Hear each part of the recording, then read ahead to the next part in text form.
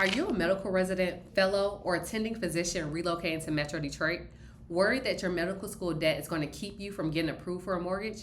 It won't. Well, not if you use the right loan. In this video, I'm walking through exactly what you need to know before you move, how a physician loan treats your student debt, whether you can buy before your job even starts, what your down payment and PMI actually look like, and where doctors heading to Corewell, Henry Ford, the DMC, and U of M actually end up living. By the end, you'll know exactly what to do next before you even get your first paycheck. So here's the fear I hear most. You got $200,000, $300,000 in student loans, and you're thinking, there's no way a bank looks at that and says yes.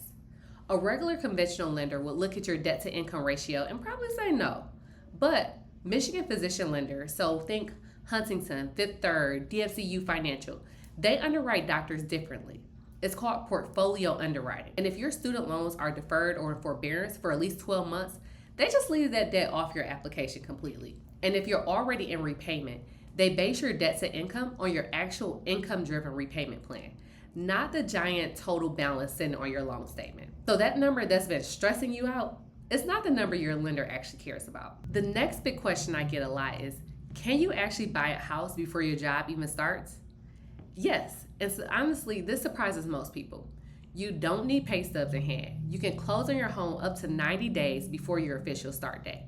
All the underwriter wants to see is a signed employment contract or your residency match letter or offer letter showing your future salary and start date. That's really it.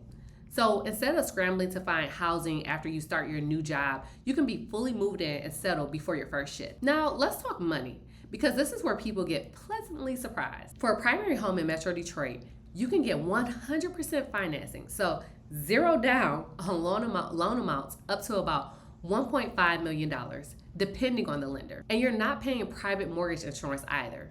On a regular loan with less than 20% down, PMI can tack on hundreds of dollars a month. Without a physical loan, that cost just isn't there.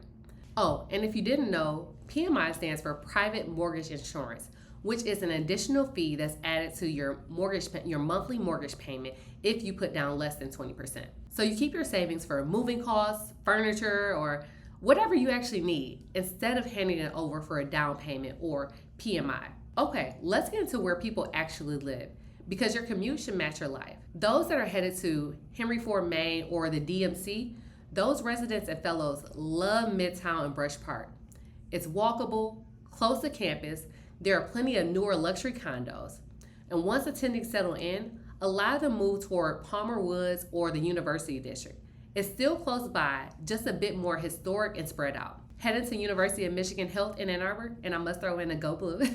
Residents and fellows tend to cluster in Carytown and the Old West Side, walkable neighborhoods just minutes from the hospital. Attendings who want more space while staying close often look at Burns Park, one of Ann Arbor's most established neighborhoods with highly rated schools.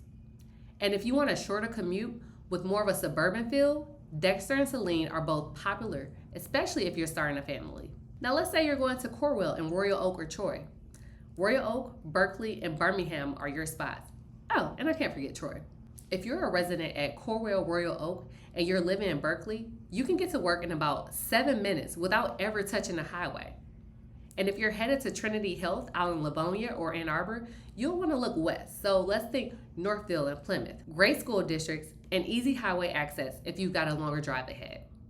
Bottom line, figure out your commute first, then let that guide your neighborhood search. If you're planning your move to Metro Detroit, whether that's in the next 30 days or later this year, click the link in my bio and fill out the quick relocation form. It takes less than a minute, and it tells me your hospital system, your timeline, and where you're coming from, so I can reach out with real options and not a generic response. Let's get your move to Metro Detroit handled before your first day at Corewell, Henry Ford, the DMC, or U of M. I'm Tegas, and I'll see you in the next video.